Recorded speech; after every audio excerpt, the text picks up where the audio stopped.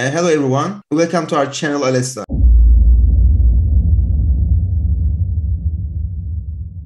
What Olası means first I would like to explain. Olası means is ready to move every time, everywhere, and whatever happens we are ready. And we are ex-staff officer from Turkish Navy with İsmail Gülmez, Lieutenant Commander, and I am Lt.Stf.Commander Büker, and we have decided to monitor all the Black Sea happenings in these periods. And we have begun these weekly reports by the beginning of the Ukrainian war, I think, right? And we have been trying to record all these videos weekly, but sometimes 2 weeks, we have been doing that. And today we will talk about the last week, what has happened in Black Sea and the Ukrainian war. And I would like to ask a question about the convoy and the food crisis. And there are lots of explanation about the food crisis from all over the world, and then from high topic is in the agenda of the week news, I can say. And according to this crisis, what has happened in the last week, and what kind of decisions has been made by NATO or another country, or did we hear anything else from the representative of the NATO of the other organization? First of all, let me give some background information, short background information. Food we are talking about is grain, of course. Ukraine and Russia supplying most of the world's grain need. Almost 1/3 of the world's needs comes from this region. And because of the war, now Russian Navy blockades Ukrainian ports at the Black Sea and Azov Sea, and therefore they cannot export their grain. They try to export them with rail and roads on the land, but it's not enough. They tell that Ukrainian finance minister told that almost 10% of the export rate they can reach right now, and there are lots of grain at the silos in Ukraine. And I would like this question. And then normally Ukraine has I think a transportation way to, I mean, by the main roads and by the land transportation way they can use normally, but it's not good enough for distributing all the grains to the world, I think. And the problem is not mainly in Europe, but all over the world we have a problem with this war, I think, right? Yeah, even though in Europe there are problems because the railroads are not proper in Europe, because they use Soviet style railroads, and their gauges are about 10 centimeters wider. And at the border they need to move these grains to another gauge. This makes the process longer and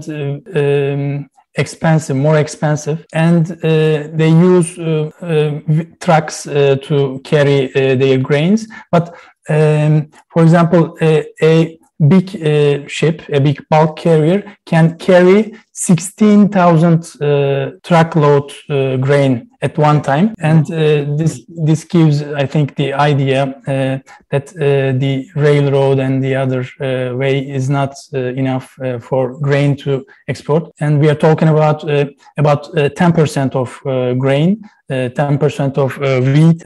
Only Ukraine can provide to the world. There's a big amount of grain we are talking about. Because of that, which ports are we talking about of Ukraine? And then Odessa and Mariupol, I think, and then these are the big ports of Ukraine. They have been making trade ports, I think.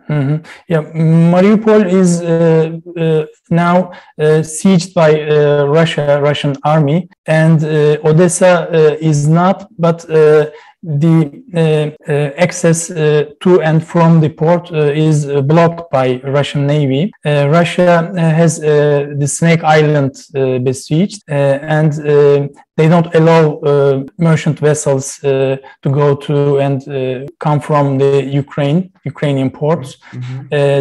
at the beginning of the war, they shooted some vessels, and because of that, maritime charterers, ship owners don't want to go there and don't want to bring their ships back from Ukraine. And because of that, grain carrying ships cannot carry their loads to the countries they want to export. And because of that, most of the Northern Africa countries and some Middle East countries, for example, Yemen, Egypt, Lebanon, Tunisia, Libya, even Turkey, import most of its wheat and corn products from Ukraine and Russia. Because of that, they suffer a food crisis right now, and the prices are very high in those countries, and they can't have the enough food, enough grain they need right now. Normally, these countries or these land we can talk have even a problem with the food, and now with the war we have been talking about, it is getting higher. That means so many people will suffer just because of this crisis, and then probably at the end of that war, the most important impact of that war would be the food crisis of the suffering from this food on the humanity, I think. In that period, we have seen so many people has explained some solutions, and they have tried to find a peaceful message or peaceful solution to that war. And also they have been trying to solve the convoy problem. They have prioritized that issue to solve. And now all the organization and the country is trying to find a safe solution for the region and for the war, I can say. But till now, they have been talking to each other. But at the end of that process, at the last 2 weeks or more than 2 weeks, I can say about 1 month, we haven't seen any result. And what's happening in Black Sea or in these countries or in this organization, and what has happened in that period? Mm-hmm. For 2 weeks ago in New York at the United Nations building center, there was a foreign ministers meeting, and United States Secretary of State Blinken has led this meeting. And at the end, they came up with an action plan, food security action plan. Mm-hmm. And in this plan, there was a 2-3 pages plan. In this plan, the most important part was security of the free up the food corridor from Ukraine to the Istanbul Strait mm-hmm. was the most important part. Secretary Blinken urged United Nations members to support this plan, and Turkey has accepted this offer. United Nations Secretary General Guterres also on the issue, and he talked with Putin, he talked with Ukraine, and with Mr. Çavuşoğlu, Secretary of State, Foreign Minister of Turkey. He also accepted United Nations Secretary General's offers to give further assistance with the convoy operations. I mean, the convoy consisting from the merchant ships in the Ukraine and with military escort, with naval escort. They will form a convoy from the Ukraine and they will be brought to the Strait, Istanbul Strait. And after that, Russia had the initiative, took the initiative, and started talks with Turkey. And before that, Sergei Lavrov stated that they freed up the route from Mariupol to the Black Sea. Mm-hmm. They cleaned the mines in the vicinity of the port, and right now they allowed merchant vessels from the Mariupol, but before 4 or 5 days, I didn't see any merchant vessels from the Mariupol. The only merchant vessel. I would like to underline that at one point they have let the ships go away, will go through a sail through the Black Sea. Yes, but also they have accepted that offer, except the grain, I think, and all the rest should be could be transported by Black Sea, but except the grain. And they wanted to the other government, other countries or NATO to take their sanction back from Russian. And is there any development on that issue, or they have agreed to take the sanction back, or the sanctions are still on the stage, I think, right? Okay. They don't want to accept that, because the most effective weapon, I can say, against Russia is those sanctions. They are very effective. They don't want to lift these sanctions because of that. As you said, Russia said that except grain loads, I will let any other cargoes to go out from the Mariupol to the Black Sea, but until now we couldn't see via AIS, marine traffic, we couldn't see any traffic from the Mariupol, except only a Russian vessel carrying iron from Ukrainian factories to the Rostov Russian port. Last week, President Macron, French President Macron, and German Chancellor Olaf Scholz had talked with Mr. Putin, President Putin, and they on the food crisis. They urged Putin that other countries are also affected from this situation, not only Ukraine. President Putin put the sanctions forward. He wanted.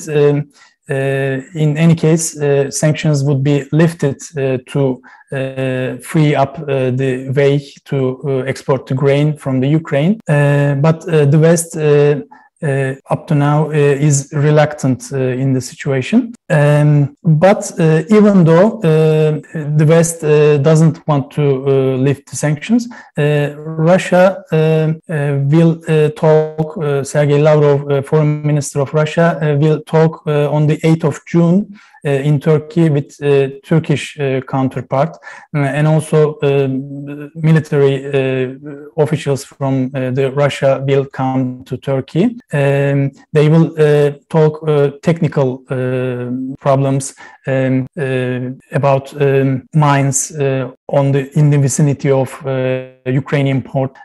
How can we clear these mines? Who can clear these mines? Ukraine has no ships, mine countermeasure ships. Turkey has.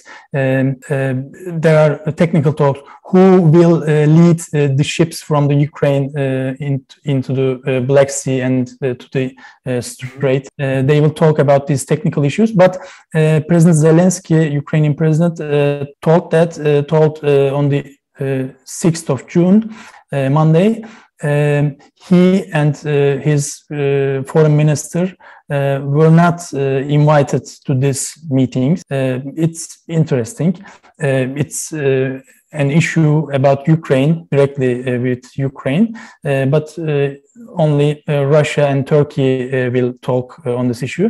Turkish Defense Minister Hulusi Akar also told that on Saturday, 4th of June, they talked with UN representative and Russian counterparts in Ankara on technical issues with military personnel. But again, Ukraine was not invited. I understand, or we can infer from this situation that they are doing on their part something, and once they have a plan, they want Ukraine to confirm this plan or approve this plan. and they will see themselves. Russia will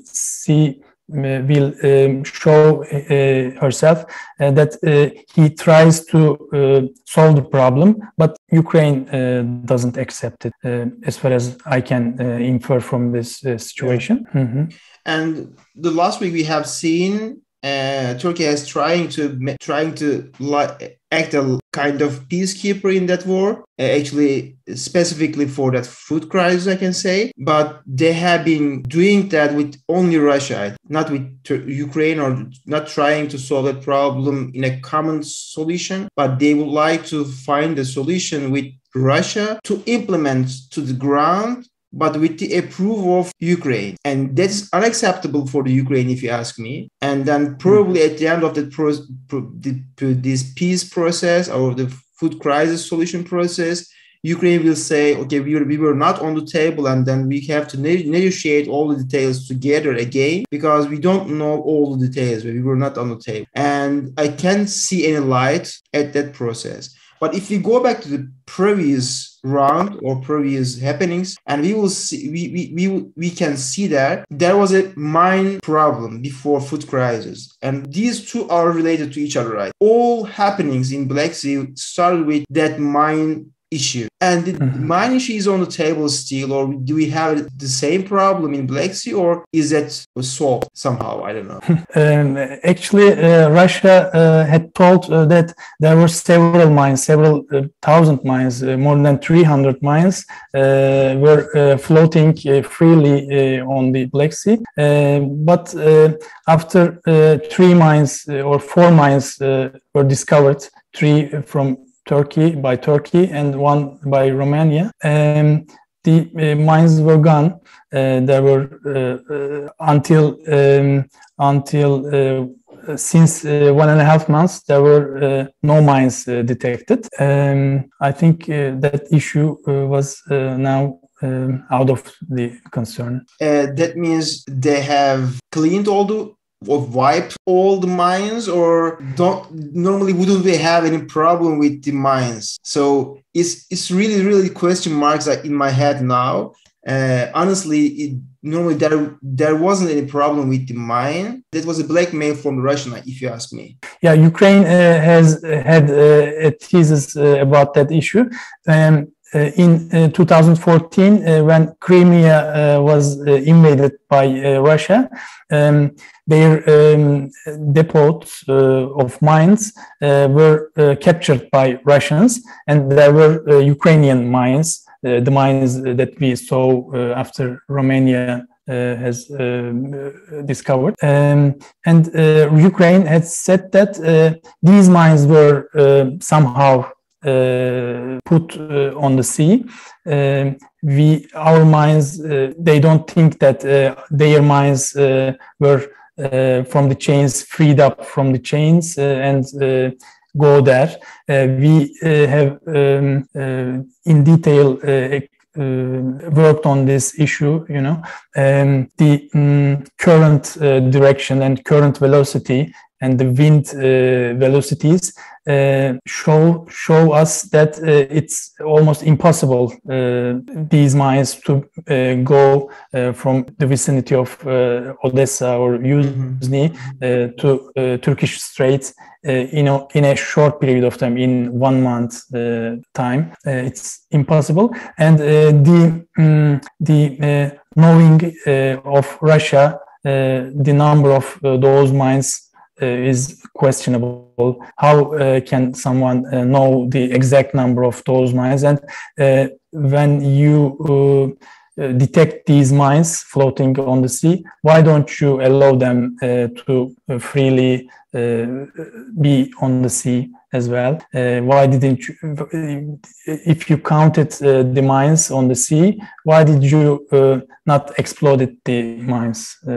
These are the questions, and because of that we were suspicious on this issue, and we thought that these mines were not freed up from their chains or their ropes at the bottom, and they were by someone put on the sea. And everybody knows that because Ukraine has declared that there are still mines in Odessa port. And do we have any development about that? These, because also that will be a problem for the convoy or escorting these merchant ships. I mean, they will be cleaned by that period, or do we have another solution to solve that this mine issue in Odessa?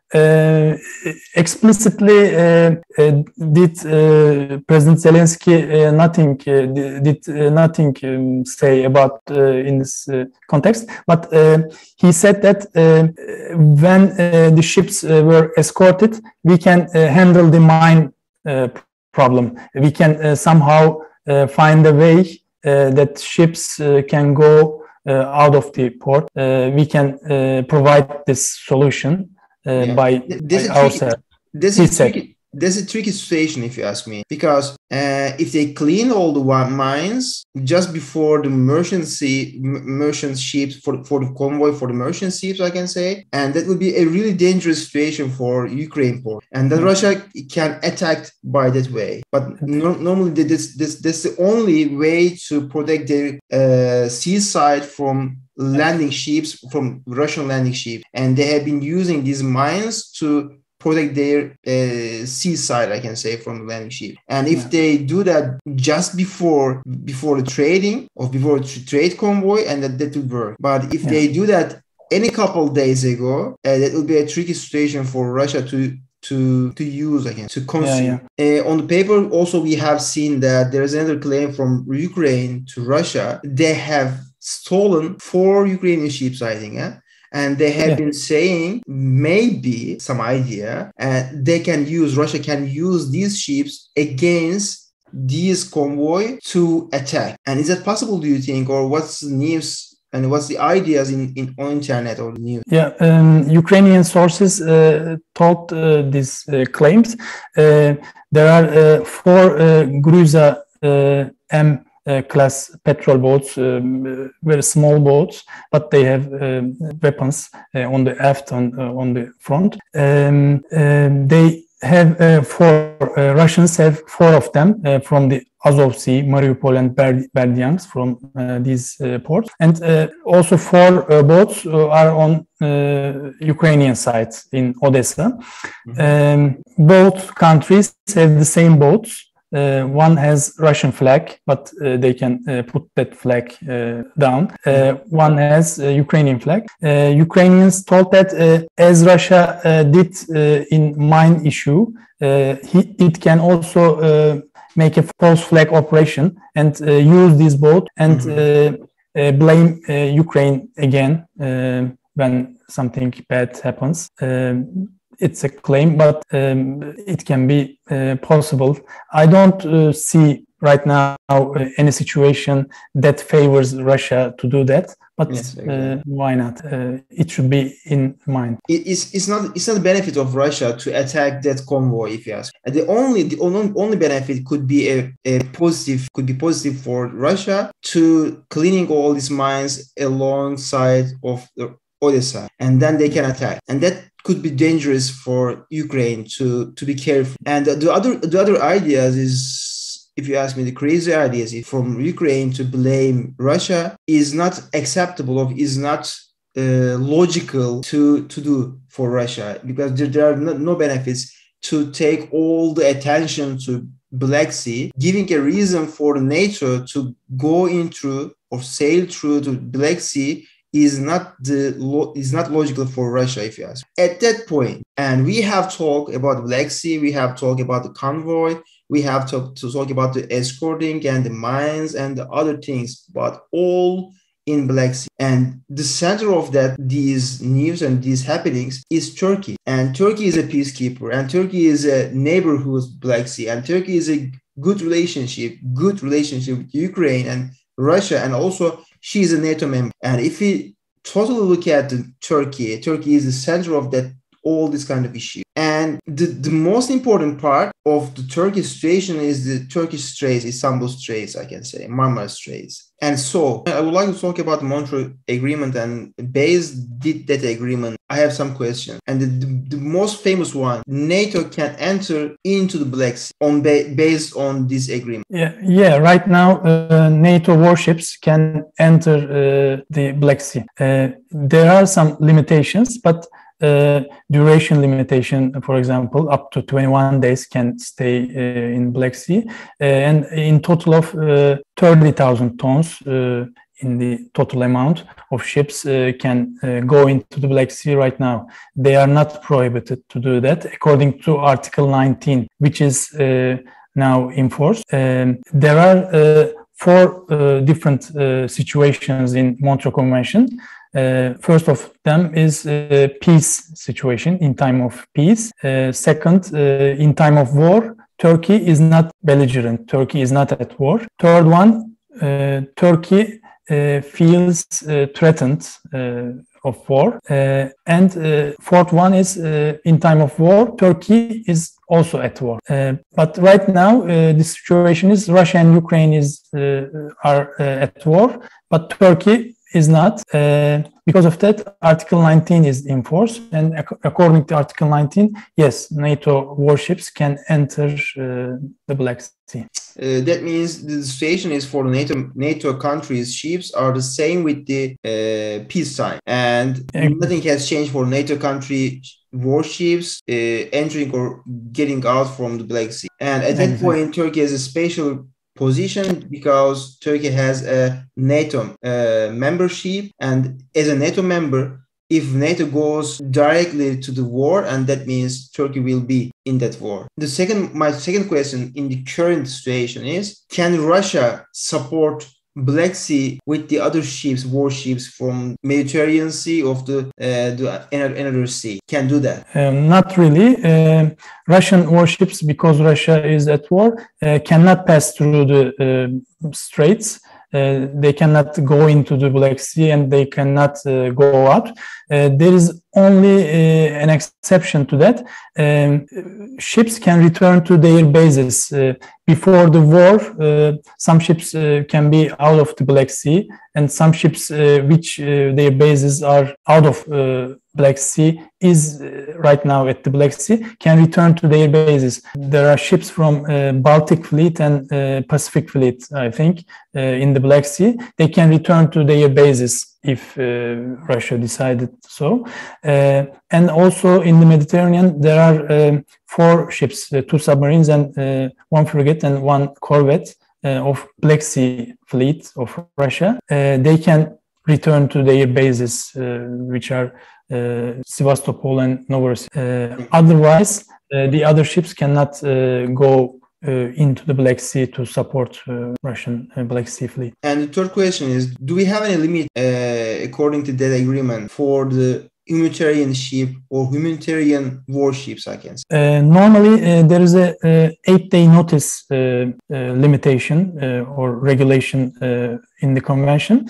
The non-Black Sea powers, for example, NATO warships, should notify Turkey and other signatory countries before the entrance, 8 days before the entrance. They should tell Turkey that they want to pass through the straits. But humanitarian warships has no such regulation. They can go into the Black Sea if there is a humanitarian situation there. Yes, right now it's also possible according to Article 19.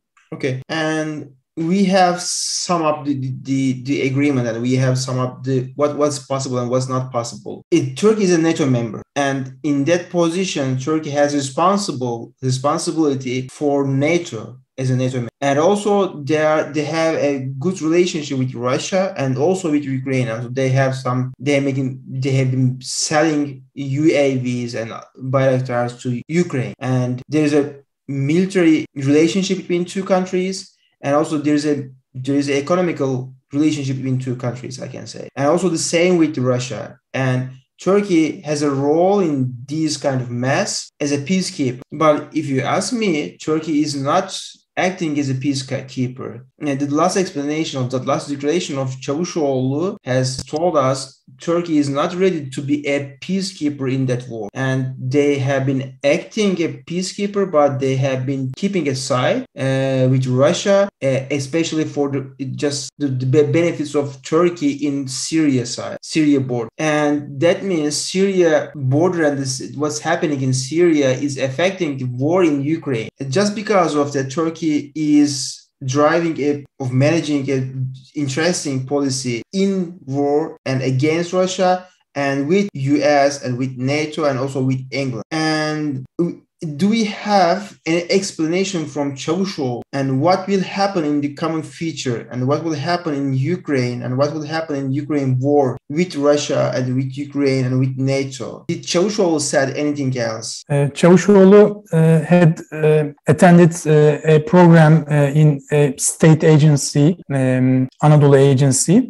There were in total nine reporters there. They were all from the state agency. They asked some questions and Çavuşoğlu answered these possibly prepared questions.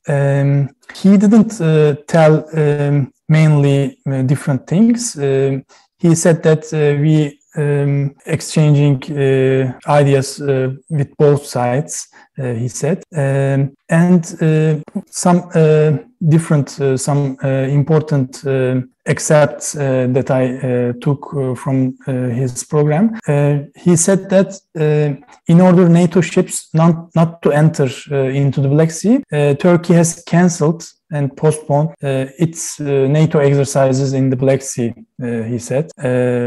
Turkey urged NATO warships not to enter the Black Sea, although they have legally they have access to the Black Sea. Turkey doesn't want them to go into the Black Sea. And otherwise, he talked about his meeting with Lavrov on June 8th on the issue of safe corridor for grain shipping. And President Erdogan, he said that President Erdogan told the foreign minister to focus on this safe corridor issue and do whatever needed to realize it, he said. These were the things that I excerpted from the meeting. Thank you very much for your detailed explanation of all my questions, and I would like to sum up from the viewers, watchers, I can say.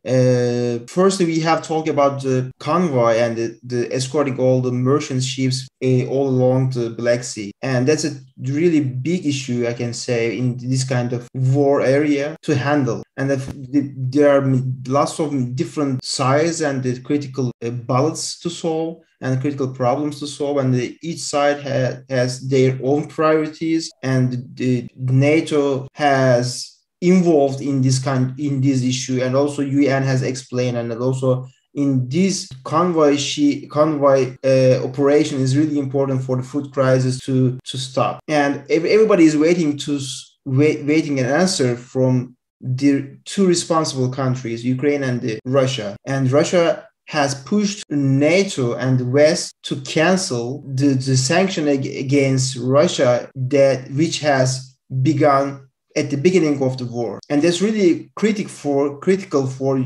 Russia to handle this kind of war for a long time. If the West still has these sanctions against Russia, Russia cannot continue to attack Ukraine for a long time, and Russia knows that, and they would like to use that kind of food crisis as an advantage to own self. But at the end, NATO and the West knows if they lift these sanctions, that will be a really good advantage for Russia. And the second step, we have talked about that convoy, and we have talked about who will do that. And normally, NATO and the West has offered that issue to Turkey to handle, and Turkey has accepted. But that's a really dangerous situation for Turkey to get involved in this kind of war area, and because they are not involved into the war, and if they are not agreed with Russia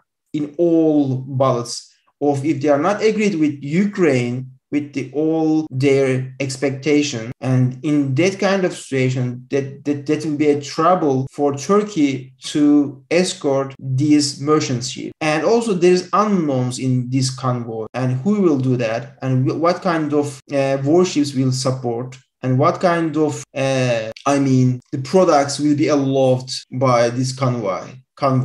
I read today a news in Izvestia, a Russian news outlet. They say that there is a plan on this issue. Russian warships will escort merchant vessels, and Turkish mine sweepers will help Ukraine to clean the mines. They say so. But I think after 8th of June, Sergey Lavrov and Mr. Çavuşoğlu will explain a little bit detail on the There's plan. an update I haven't read, and that is really good point to know, because also if Russian has supported or has escorted these merchant ships, and that's also really, really big advantage for Russia to show themselves to the world, and we have been at the peace side but not the war side, and that's really a good publication or good PR for Russia to do that. And Russia is using that convoy as a PR as well. And also they have been trying to lift the sanctions, but they know they can't do that. And at the end, we can say these sanctions could be the only reason to cancel these meetings to solve that problem, or if they solve that problem before the meeting, they can find a solution. And also we have talked about the 4 stolen ships, and the Ukraine said they could be used against this convoy. Russia can blame Ukraine to do they have done. And then we have talked about that, and it's not logical for Russia to attack that convoy. And as we said, that will be a good PR for Russia to support all the world and to stop the food crisis. Maybe at the end we will see and how which side could use this kind of crisis for a benefit to themselves. And as we talked before, that war it's really interesting for us to know, because information war we have seen from the beginning, and that's the part of that information war, if you ask. And in my opinion, and we will see lots of different examples during the war as an information war or cyber war. And also we have talked in that program about Montreux and the situation of Turkey. And we have talked about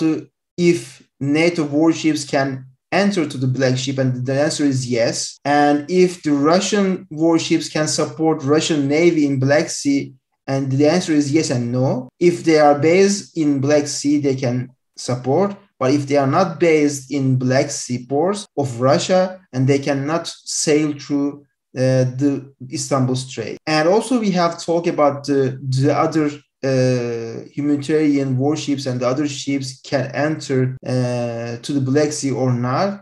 And the answer was yes. And totally, if you look at the position of Turkey, depending on the Montreux agreement, Turkey has really tiny things or small things to do. If they would like to rule the Montreux agreement in that war, and they have to obey all the rules, and they have to rule all the. And if they would like to keep the peace in Black Sea, they have to find a way to make that peacekeeper available or fruitful. But in this situation, we have seen Çavuşoğlu and Hulusi Akar has said different things about Montreux. Depending on the sayings of Hulusi Akar, we have seen Turkey can use the Article 19, 20, and 21 together at the same time. But that was not true. And that was a tricky way to use that agreement against the West, and against Russia to make the balance for themselves. I don't know. And then we have seen the Çavuşoğlu has corrected that saying, and also, we